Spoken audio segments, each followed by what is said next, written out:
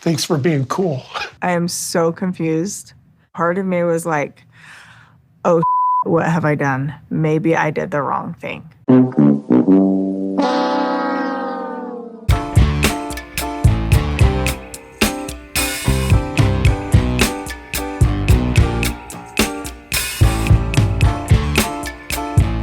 I wanted to talk about Meri and giving Meri a little bit of grace. Now, I understand that there's some frustration about how she's presenting herself when Kody starts breaking down and crying and he's going through the emotions of the family falling apart and the divorce that he caused, but hey, is giving him trouble and he's struggling with this, which causes Meri to start to ask questions. And those questions are, did I do the wrong thing? Maybe if I would have hung in there a little bit longer, I would have the result that I wanted. Because we have to keep in mind that Meri actually wants the relationship to work. She wanted her marriage to work. And there's nothing wrong with that. The grace that I have been giving Meri to this point has been the recognition that she has about where she is. Too often, people get so caught up on what should be, as opposed to looking at what is. She should have a marriage because they did make a commitment to one another. They promised each other that they would love each other to the ends of time and beyond because they believe in an eternal life and all that, living in space heaven. But that's what they believe. And she believed and she bought into that. But her situation changed because her partner changed his mind for whatever reason. Now, the second part of the grace that I want to give Meri, because I understand, when I saw the scene at, Kody crying, I'm like, here we go. And this is just evidence of him leading her on. You tell her you don't want her. She accepts you don't want her. And the second she accepts that you don't want her and you guys aren't going to be together, you start crying and blubbering and pretending like you can't separate and it's hurting you so much. So that leads her to come back and think that there's a chance. So she holds on a little bit longer and you just drag things out. In this case, they drug it out for 10, 15 years.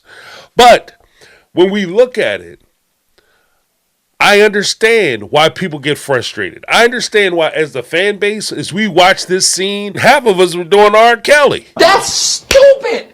Use your common sense. We want people to use their common sense. And part of the reason why so many people get so upset about this particular situation is because it just rubs us wrong. It strikes us that the person who is doing the most harm is getting away with it. And we don't like it. So we try to tell Meri, you have to give this relationship up because 1, it's not good for you. 2, you're not going to get what you want. And 3, you're helping the evil person win. The thing is, we have to extend some grace to Meri. And I say that, as a person who's criticized this situation, as a person who, because I've received the emails where people make a bunch of excuses about how Meri is and why she suffers the way she does and giving the whole reasons. And I understand those reasons. And in some cases, I think that those reasons can start to lean into excuses. And it's pardoning behavior. But let's think about it this way. We've all been in this situation. I know I have. I've stayed in relationships longer than I should have, and called it loyalty, called it fealty, called it whatever you want to call it. And those relationships aren't just romantic. Those relationships could be friendships. Somebody you knew when you grew up with them and then you guys were hanging out. You were thick as thieves. This was your buddy. You guys did everything together. But as you started to develop and you move on, if they're not moving at the same pace you are or in the same direction, you have to let them go. But your loyalty won't let them go or let that relationship go. So you hold on to it longer than you should. Even though you're both in different positions and places in your life, life and you're heading in different directions, you hold on to that relationship. You can hold on to a job for too long. How many people are sitting in jobs today that they don't like, that they wish they could go do something else, and they very well could go do something else, but something is holding them back? Well, if I leave, then my financial situation is going to change and it's going to be hard. I know the devil, you know. I know what I have here at this job, and if I try to go do something else or put another application in for a different job, maybe that job is going to fall through, and then what's going to happen then? So I'd rather sit here and be miserable. I'd rather sit here and answer to a boss who either doesn't know what they're doing or has unrealistic expectations for me and makes me feel miserable every time I show up to work. I'd rather do that than go and try to find something that will make me happy.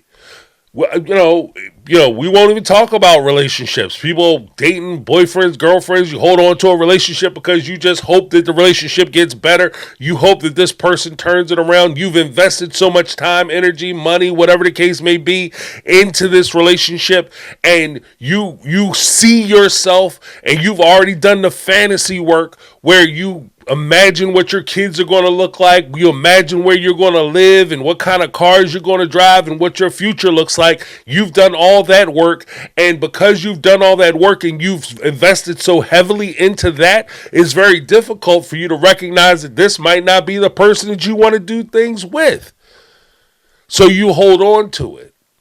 And so from that respect, I think that we all have to extend some grace to Meri. And this is the weird part about it, because I think that, again, some people, when they watch Meri and she does this whole thing where she's going back and she stays in this very toxic situation, we put ourselves in Meri's shoes.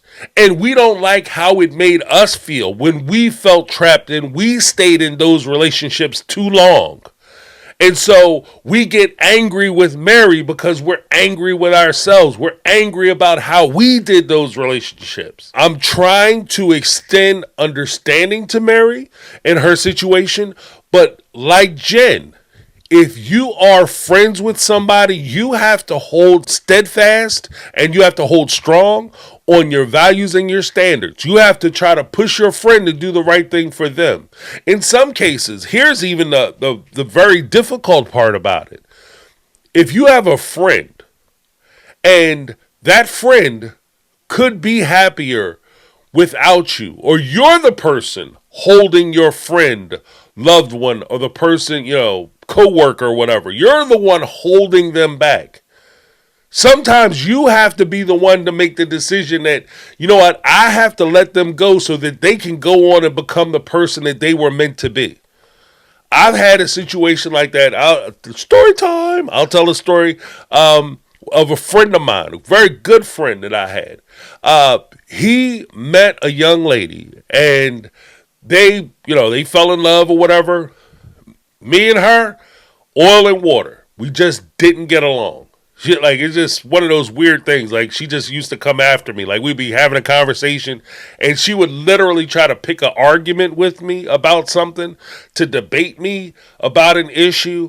And 9 times out of 10, after we go round and round and round, she would literally restate my arguments and try to take my positions. And it just proved to me that she just wanted to argue. It wasn't about being right. She just wanted to argue right now. It was one of those types of relationships. And I realized that my friend is very happy with this person. He kind of struggled with relationships before, and he found his person. But he couldn't have his person and have me as his friend at the same time. So as his friend and as a person who cared about him, I decided to fall back and let that relationship blossom and grow. They got married. They're still together to this day. This is years and years ago. And that because I cared about him and I wanted him to have the best life and situation for himself, and I realized that she was very good for him, especially then and now, that I needed to fall back. That's part of the thing that kind of frustrates me with Kody. And this is why Cody's not a good guy. Because he tries to take the position that She's doing it to herself. I've already expressed to her how I feel. And if she keeps falling in love with me and keeps dragging this relationship out, and she's, sitting there crying and complaining that I drug her for 10 years, she could have left anytime she wanted because I told her I didn't want her. And so therefore she did it to herself. Part of that is true, yes, but there's another part of it where you recognize what it is you're doing. You recognize that your friend or ex-wife or whatever you want to call her cared about you, and you had an opportunity to let her go, but you chose not to because it fed your ego, because it made you feel good to have her around. It was convenient for her to be around. She contributed to the family financially, whatever the case may be. So when it comes down to it, Kody has culpability in the failure of that relationship. Not only the failure of that relationship, but he has culpability in the pain that failure of the relationship caused Meri. Let me know what you guys think. Leave your comments down below. Make sure you hit that thumbs up. Subscribe to the channel if you have not yet subscribed. That's my take. I'm James. This has been My Take on Reality, and I'm out. 'Cause I've been living